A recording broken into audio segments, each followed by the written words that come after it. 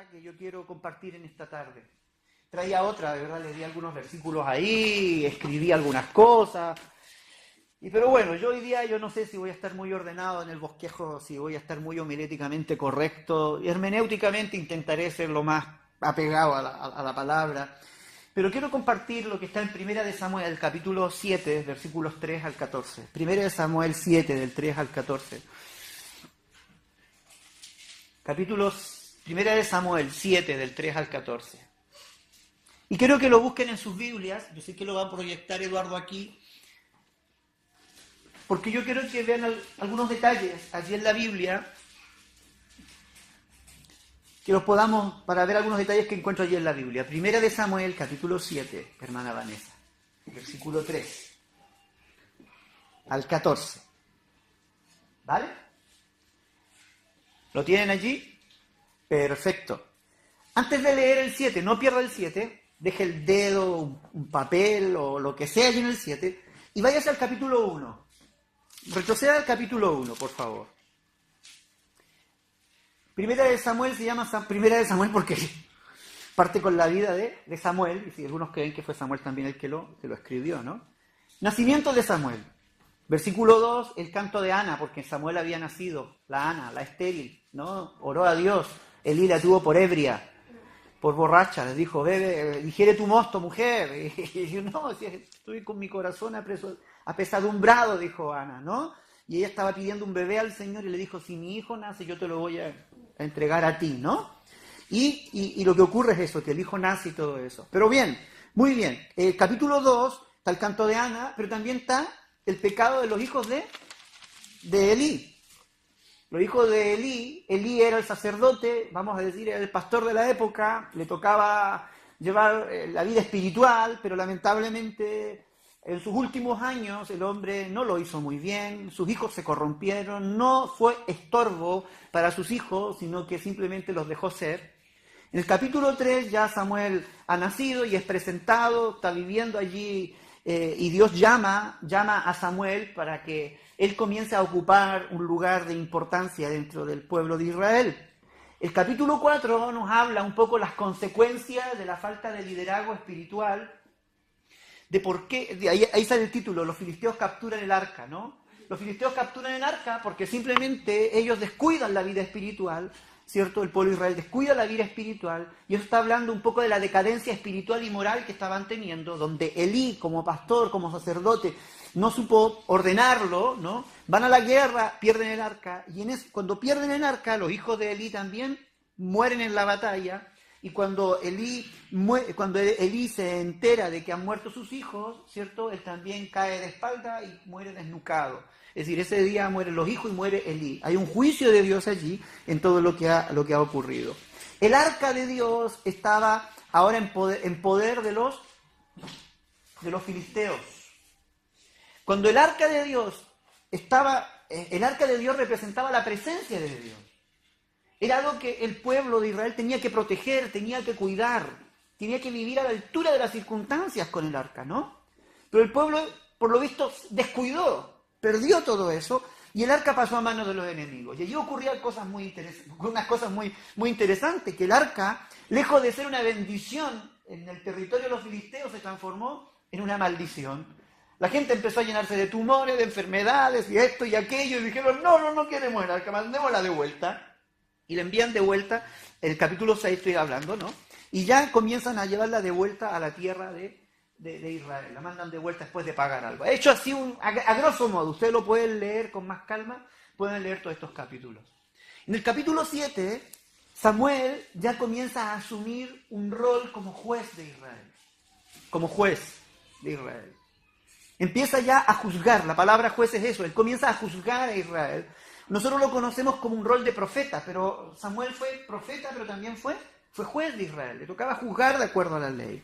Y lo que nosotros vamos a leer son de aquellas primeras intervenciones que ya tiene Samuel como líder, como caudillo, como cabeza allí del pueblo de Israel. Versículo 3 dice, habló Samuel a toda la casa de Israel diciendo, si de todo vuestro corazón os volvéis a Jehová, quitad los dioses ajenos y a Astarot de entre vosotros, y preparad vuestro corazón a Jehová, y solo a Él servir, y os librará de la mano de los filisteos.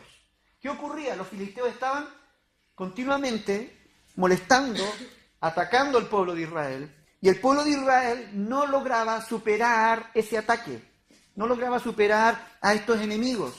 ¿Y dónde radicaba el problema, según Samuel? Y no según Samuel, sino según la realidad, en que el pueblo de Israel no estaba siendo fiel a Dios. Cuando el pueblo de Israel no servía a Dios, los enemigos lo atacaban. Cuando el pueblo de Israel se volvía a Dios, Dios lo libraba de sus enemigos, de sus adversarios. ¿Vale? Esa era siempre la constante y la vamos a ver repetida a lo largo de la historia. Y en esta ocasión Samuel les dice que ustedes tienen que arrepentirse, tienen que preparar vuestros corazones, tienen que servir a Dios, aparten a los ídolos, sirvan a Él. Entonces, dice el versículo 4, los hijos de Israel quitaron a los Baales y a Astarot, estos eran los dos dioses fuertes que habían en aquella época, y sirvieron solo a Jehová. Es decir, pusieron en orden su vida espiritual con Dios. Y Samuel dijo, reunid a todo Israel en Mizpa, y yo oraré por vosotros a Jehová.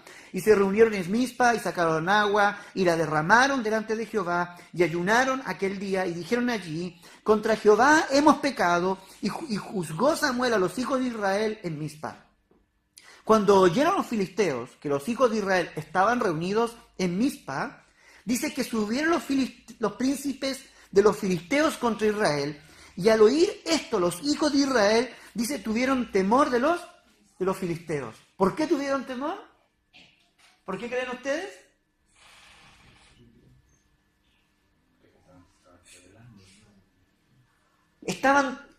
Sencillamente porque estaban acostumbrados a que los filisteos les atacaran y les dieran una paliza. Entonces, otra vez vienen contra nosotros. Otra vez nos vienen a atacar los filisteos. Ya sabemos lo que nos espera. Y ellos tienen temor de los filisteos. Y claro, con toda razón. Porque si ellos no estaban en comunión con Dios, los filisteos pasaban sobre ellos, ¿cierto? Y siempre les atacaban y terminaban destruyendo, robando. Un poco consistía siempre en eso, no solamente mataban gente, sino que les robaban posesiones, animales, cosechas, llevaban esclavos, hijos del pueblo de Israel, se los llevaban esclavos y todo eso. Entonces, pero aquí había algo que ellos no sabían, que ellos no estaban conscientes, de que ellos habían restaurado su relación con Dios. O sea, se dieron cuenta que los versículos antes, Samuel les dice que se pongan a cuenta con Dios, que abandonen sus ídolos, y el pueblo, ¿qué es lo que hizo? Abandonó sus ídolos y comenzó a servir solo a Jehová. Entonces íbamos re bien hasta aquí. Empezaron a servir solo a Jehová. Pero en medio de esta adoración, ellos escuchan que vienen los filisteos y ellos comienzan a tener miedo. Claro, si ya sabían lo que les esperaba, pero ellos no sabían lo que iba a ocurrir. Veamos ahora. ¿En qué versículo iba? Versículo 8. Entonces dijeron los hijos de Israel a Samuel, no ceses de clamar por nosotros a Jehová nuestro Dios, para que nos guarde de la mano de los filisteos. Estaban asustadísimos. Ora Dios por nosotros. Y Samuel tomó un cordero de leche y lo sacrificó entero en holocausto a Jehová. Y clamó Samuel a Jehová por Israel, y Jehová le oyó. ¿Por qué Jehová le oyó? ¿Por qué hizo un sacrificio? ¿A Dios? Porque clamó a Dios y Dios le oyó. Pero muchas veces tú puedes presentar un holocausto, puedes clamar a Dios y Dios no te va a escuchar. ¿Cuál es la condicionante para que Dios escuche? ¿Cuál es la condición? ¿Creer? ¿Ah? Quitaron los dioses ajenos. Habían ordenado su vida. Habían decidido servir solo a Jehová. Entonces, como ahora habían decidido servir solo a Jehová, cada vez que clamaran a Jehová, Dios les iba a oír. Samuel estaba representando al pueblo, claro. Perdóname, pero esto es una verdad. Muchas veces nosotros ofrecemos sacrificios a Dios. Sacrificios de alabanza, sacrificios de ofrenda, sacrificios de esto. Pero Dios dice, quita esto de aquí, hombre. A mí no me sirve para nada. Lo que yo quiero es tu corazón, yo quiero tu servicio, yo quiero tu entrega. Me voy explicando. Entonces, aquí, ¿por qué recibe? ¿Por qué escucha? ¿Por qué escucha a Dios? ¿Por qué Jehová lo oye? Es porque el pueblo estaba en comunión, estaba en obediencia, había puesto las cosas en orden. Entonces Dios dice, muy bien, te voy a escuchar, Samuel. No porque tú eres Samuel, sino porque el pueblo también está en orden, ha puesto todo en comunión, ¿vale? Entonces esto es muy interesante. Dios te va a oír y Dios nos va a oír cuando estamos en orden con Él. ¿Cuándo Dios bendice nuestras vidas? ¿Cuándo Dios bendice nuestra economía? ¿Cuándo Dios bendice nuestros trabajos? ¿Cuándo Dios bendice nuestra familia? Cuando nosotros clamamos a Dios y Él nos oye, cuando hemos actuado en orden, cuando tenemos las cosas en orden con Él. Versículo 10, y aconteció, y a mí me encanta esto, que mientras Samuel sacrificaba el holocausto, los filisteos llegaron para pelear con los hijos de Israel. Mas Jehová, ¿qué hizo Jehová? Tronó aquel día con gran estruendo sobre los filisteos y los atemorizó y fueron vencidos delante de Israel. Es decir, el pueblo de Israel ni siquiera se movió de su escrito. Ni siquiera se levantó del sofá, vamos a decirlo. Dios tronó allí. Los filisteos venían todos a atacar y se encargó Dios de tronar los cielos, un gran estruendo, y se llenaron de temor y automáticamente esta gente comenzó a huir, a huir delante de ellos. Y saliendo los hijos de Israel de Mizpa, siguieron a los filisteos, hiriéndolos, hasta abajo de Bet-car. De Bet-car. ¿Qué es lo que hubo aquel día? Una gran victoria. Dios le dio una gran victoria, simplemente porque sus vidas estaban en orden. Había empezado un tiempo de restauración. El año negro, los tiempos negros, los tiempos oscuros. Hay una frase que a mí hay una palabra que describe un poco el que está en el capítulo 4, versículo 21, que es cuando el pueblo de Israel pierde el arca. Cuando pierde el arca, los hijos de Elí murieron. ¿Se acuerdan que yo les conté eso? En aquel mismo día, el versículo 20 voy a leer, uno de los hijos de Elí había dejado a su esposa embarazada. Y cuando esta mujer, dice, se entera de todo esto, le vienen los dolores de parto para tener el hijo. Versículo 21, perdón. Y dice que mientras ella moría, ella le llama al niño Icabod, diciendo, traspasada en la gloria de Israel, por haber sido tomada el arca de Dios y por la muerte de su suegro y de su marido. Era un pueblo sin gloria, sin la presencia de Dios. Esta victoria que acabamos de leer, con estos estruendos y todo eso, marca como un límite de un antes y un después. Los años grises sin gloria, los años grises sin presencia de Dios, los años grises sin ser oídos por Dios, comienzan a quedar atrás y comienzan a marcarse. Y mira lo que hace Samuel cuando ve todo esto. Dice que Samuel, versículo 12, toma una piedra y la pone entre Mizpa y Sepa y le puso por nombre, ¿qué le puso por nombre? Ebenezer. La famosa frase que nosotros conocemos, ¿no? Ebenezer, diciendo, hasta aquí nos ayudó Jehová. Cuando ocurre todo esto, él marca y dice, no, aquí hay un antes, hasta aquí. Hay un antes y un después, los tiempos sin gloria, los tiempos de maldición, los tiempos de olvido, los tiempos oscuros, esos tiempos que están para olvidar, llegaron hasta aquí. Hasta aquí nos ayudó Jehová, hasta aquí. Hasta este momento Dios nos ha ayudado. Hasta esto que hemos comenzado, Dios nos está ayudando. ¿Cuántas veces nosotros usamos, o para qué ocasiones usamos nosotros la palabra hasta aquí? ¿Ah? Para poner final a algo, ¿no? A una situación, hasta aquí. Hijo, hasta aquí, Ni una más. Me has colmado, un límite, hasta aquí, ¿no? Él estaba marcando un hasta aquí. Él estaba diciendo hasta aquí. Hasta aquí, hasta este momento. Pero no solamente está marcando un límite para poner fin a algo, sino también para marcar un límite de que de allí en adelante va a comenzar algo nuevo. Va a comenzar algo diferente. Es decir, hasta aquí nos ayudó Dios, pero así como Dios nos ayudó hasta aquí, Dios nos puede seguir ayudando. Dios vamos a seguir contando con Él. Pero ¿en qué está basado este aquí nos ayudó Jehová? ¿En que el pueblo estaba en comunión? Estaba en comunión con Dios. ¿Sabe? Esto es una cosa muy interesante. Hay muchas veces que nosotros usamos textos bíblicos y los agarramos así como salvavidas y decimos, vale, total, todo lo puedo en Cristo que me fortalece, decimos nosotros, ¿no? Pero a ver, Si tú dices todo lo puedo en Cristo, Pablo lo estaba diciendo porque en todo y por todo había sido probado. Y te aseguro que tú no has sido probado en todo ni por todo. Y hay aspectos en tu vida que cuando eres probado, iba a decir, eres probado, te derritas como la cera. Entonces no me vengas a mí a decir que todo lo puedes en Cristo que me fortalece. ¿Me voy explicando? No, hermano, no se preocupe, porque mi Dios le suplirá todo lo que te falte conforme a sus riquezas en gloria. ¿Está bien o no? ¿Es así o no es así? Ya, pero el texto anterior, Pablo se lo está diciendo a una iglesia que es dadivosa, que es generosa, porque Dios no va a proveer y no va a bendecir a los amarretes, a los tacaños, a los egoístas, a los que no están dando a Dios lo que le corresponde. Pero nosotros le recogemos, ¿no? A Dios, sí, Dios te suplirá, hermano. No, Dios no te va a suplir, perdóname. Si tú le robas a Dios, Dios te roba también. No, Dios no te roba, si Dios no te bendice. Si tú no estás siendo fiel a Dios, si tú no estás en cuentas con Dios, perdóname. Si tú no escuchas a Dios, Dios no te va a escuchar a ti. Si tú no miras a Dios, Dios no te va a mirar a ti. Si tú no sigues a Dios, Dios no va contigo.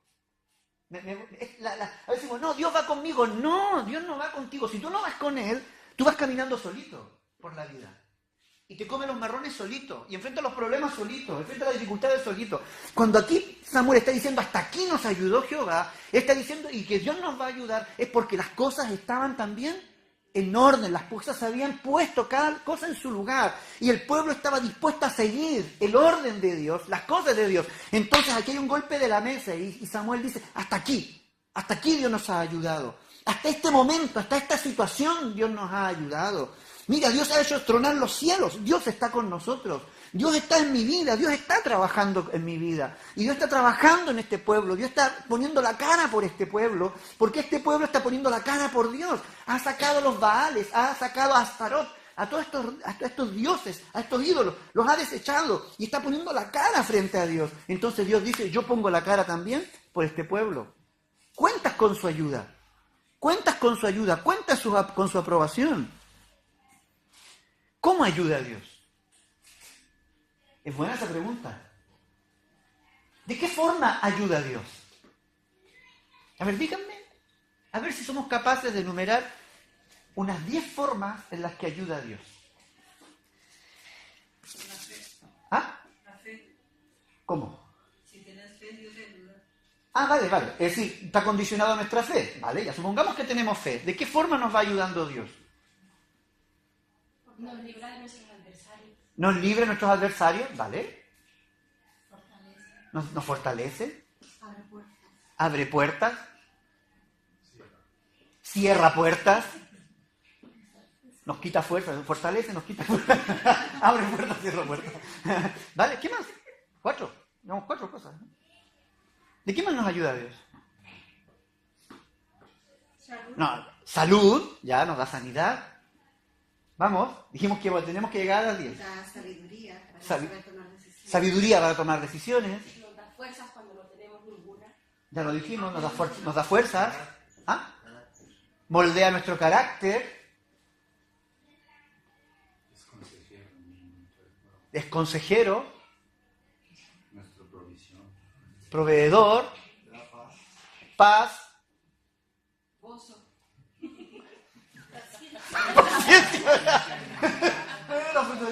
Ya te has ganado 9 en un viaje, ¿no? Vale. ¿Y qué pasa cuando Él nos reprende? Corrige. Cuando nos corrige. ¿Eso no es ayudar? Eso es ayudar también, ¿no? Hasta aquí nos ayudó el Señor. ¿Por qué? Porque la palabra ayudar, no solamente nosotros, porque Dios sana, como todos esos beneficios, ¿no?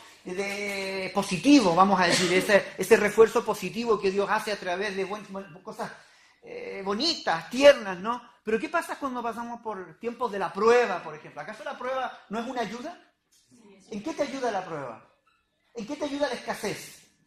En aprender a depender más de ¿Aprendes a depender de Dios? la disciplina. Te disciplina, carácter, disciplina, ¿no? La prueba, la escasez. Cuando Dios nos reprende, cuando Dios nos riñe, cuando nos tiran las orejas, ¿acaso eso no es una ayuda? Es una ayuda.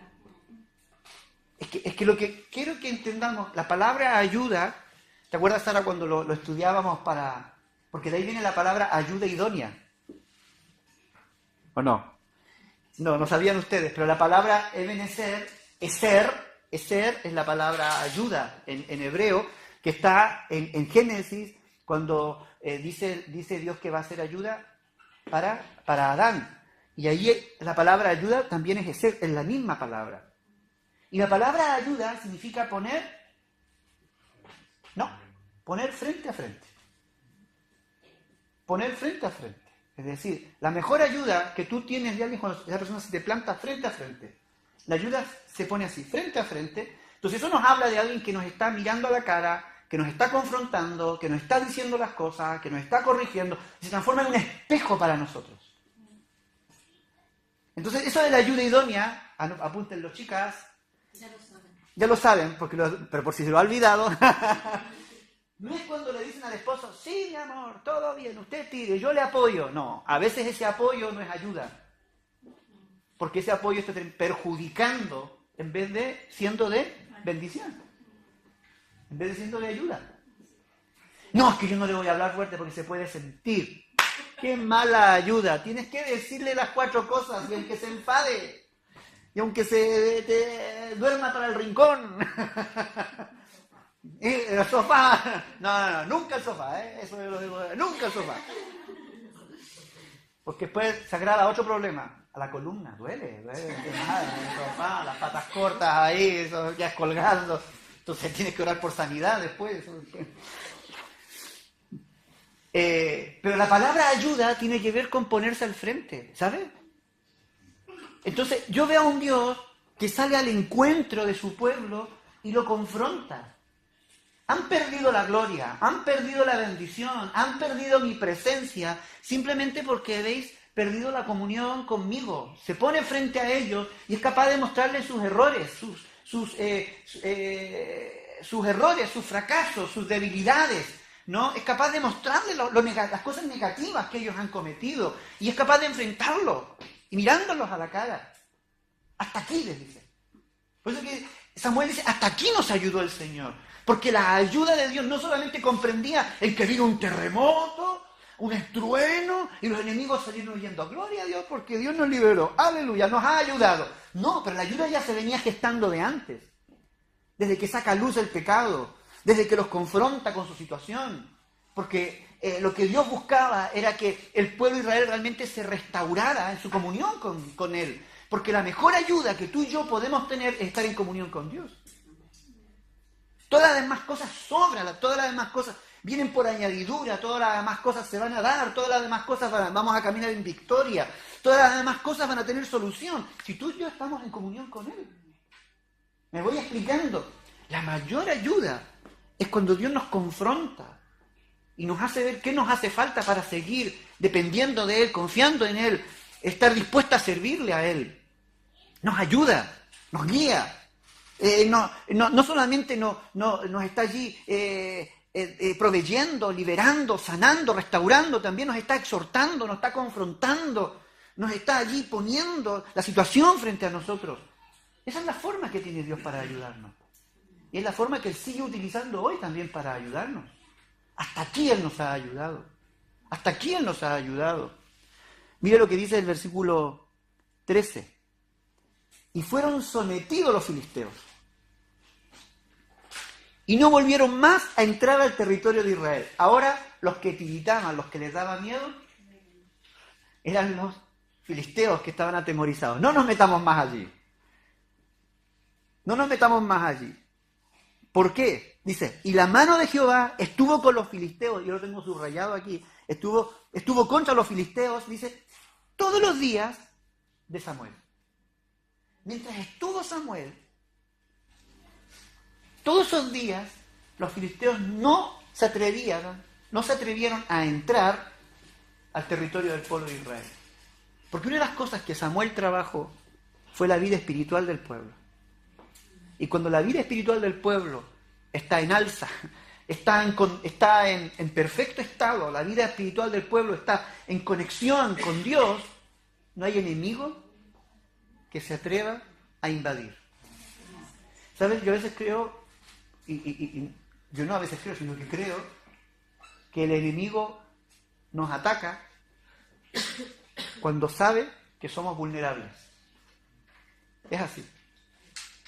Cada vez que tú muestras vulnerabilidad, el enemigo va a atacar por esa área. Si tú muestras debilidad por esa área, el enemigo va a atacar. Samuel se encargó de fortalecer a su pueblo, de que el pueblo de Israel se mantuviese en comunión con Dios. Y me encanta eso, ¿no? Todos los días.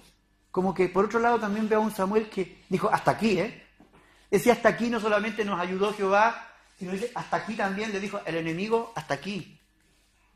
Hasta aquí. Ya no más. Ya no más. Ya no más. Hasta aquí. Y marcó un antes y un después. Versículo 14. Y esto me encanta. ¿Cuál fue la consecuencia de todo esto?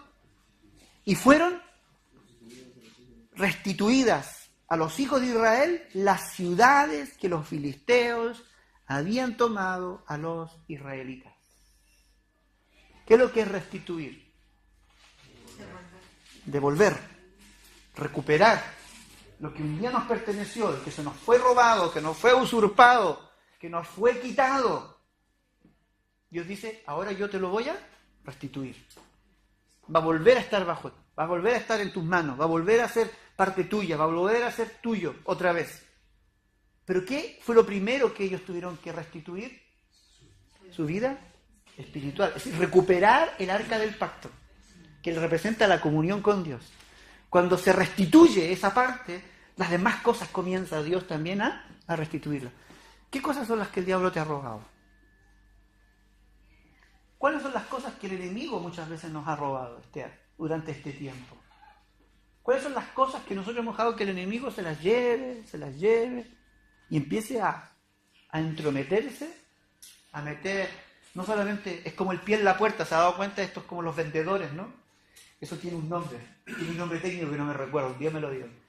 La técnica que usan los vendedores, ¿no? Que te tocan la puerta y dicen, no, yo no quiero, y algunos te dejan el pie allí. Y te siguen hablando, y ya no solamente está el pie, sino que la rodilla, y hasta el final te terminas escuchando todo lo que te terminan diciendo, ¿no? Y al final te vendieron el producto. El diablo es exactamente lo mismo. Primero mete el dedito, mete ese y empieza a ocupar espacio. ¿Cuáles son aquellas cosas que el enemigo nos ha robado?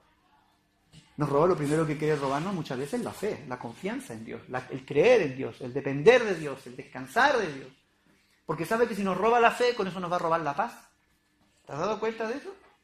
Que la paz es una de las cosas más frágiles que tenemos, como decíamos hace unos días atrás, ¿no? Cuando hablábamos de que Jesús es el príncipe de paz. La paz es lo más frágil, una de las primeras cosas que perdemos. Nos atormentamos, nos llenamos de miedo, nos sentimos vulnerables, nos sentimos ahí que no hayamos qué hacer, nos desesperamos en ello. ¿Por qué? Porque el enemigo está robándonos la fe, robándonos la paz, robándonos el gozo, robándonos la tranquilidad. Y el problema es que muchas veces nosotros creemos que esas son cosas normales. Que ando tan nervioso, ando tan preocupado, ando tan amargado, ando tan triste, ando tan ansioso, ando tan esto otro, y pensamos que es normal. Y eso no es normal. De verdad. Eso no es normal. Porque Dios no nos creó para eso. Si Dios no me creó para eso, y si Cristo en la cruz dio su vida para que yo no pasara por eso, o para que yo no viviera esa experiencia, entonces hay algo que no está funcionando. El enemigo ha ganado territorio. Y tienes que recuperarlo. Tiene que ser restituido. Tiene que ser recuperada todas esas áreas que el enemigo te ha robado. Una de las cosas que a mí me encanta del Evangelio, y yo por eso que me puedo parar en la calle, en la plaza, en cualquier lugar, y puedo desafiar a la gente y decirles, Dios es un Dios que restaura, un Dios que restituye. No importa lo que hayas hecho en el pasado, no importa lo que tú hayas vivido, no importa cuál es tu historia, hasta aquí nos ha ayudado, hasta aquí comienza algo nuevo. Dios es un Dios que viene para restaurar, entra en nuestra vida para restaurar nuestra área emocional, nuestra área sentimental, y nos enseña otra vez a amar, nos enseña a querer, a perdonar, a relacionarnos, a crear lazos con otras personas. Dios nos vuelve otra vez, empieza a sanar, a aquellas cosas que el diablo nos ha robado. Dios te quiere volver, como hablamos una vez, al diseño original, porque Dios no lo diseñó de esa manera. Hasta aquí nos ayudó Jehová, dijo Samuel. Hasta aquí nos ayudó. Y su vida y la vida del pueblo se transformó en una vida de restitución, donde el pueblo comenzó a hacer recibir todo lo que había perdido. Y termina este versículo con una frase. Y hubo paz entre Israel y el amorreo. Los amorreos eran los vecinos más cercanos que tenían ellos. El vecino del lado que tenían allí. Es decir, ni los de lejos ni los de cerca. Los de lejos ya ni se acercaban, que eran los filisteos.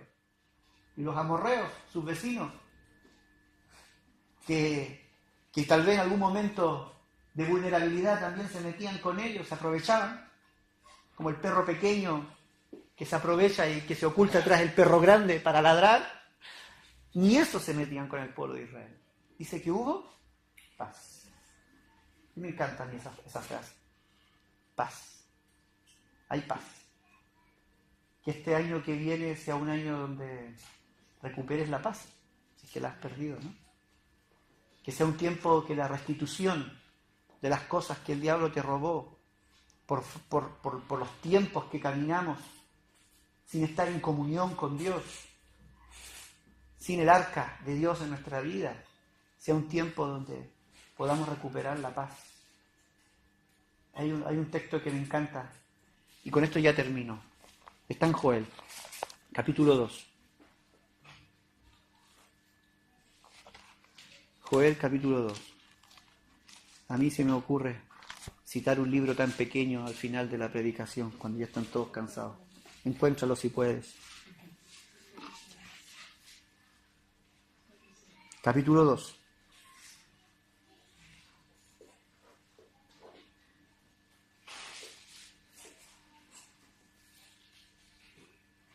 Versículo 23. En adelante. Hasta el 26. Hasta el 27. Si lo quieres subrayar, purpurina o lo que quieras ponerle encima, lo puedes hacer. Vosotros también, hijos de Sión, alegraos y gozaos en Jehová vuestro Dios, porque os ha dado la primera lluvia a su tiempo, y hará descender sobre vosotros lluvia temprana y tardía como al principio. Las eras se llenarán de trigo y los lagares rebosarán de vino y aceite. Y mira lo que dice: y os restituiré, os devolveré los años que comió la oruga, el saltón, el revoltón y la langosta, mi gran ejército que envié contra vosotros. Comeréis hasta saciaros. Gloria a Dios. Aleluya.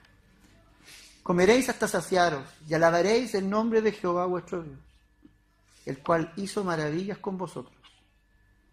Y nunca jamás, tú, pon tu nombre allí, y nunca más, Eduardo, Vanessa, Melanie, Henry, Luz, nunca más Jenny, nunca más Ana, nunca más Emily, nunca más Ángel, nunca más Sara, nunca más Janina, nunca jamás serás avergonzado, nunca más. Y conoceréis, y comprobaréis, y disfrutaréis que en medio de Israel, en medio de tu vida, estoy yo. Y que yo soy Jehová vuestro Dios, y no hay otro. Y tú, nunca jamás, o nunca más, serás avergonzado. Hasta aquí. Hasta aquí nos ayudó el Señor. Hasta aquí nos ayudó el Señor. Estemos de pie.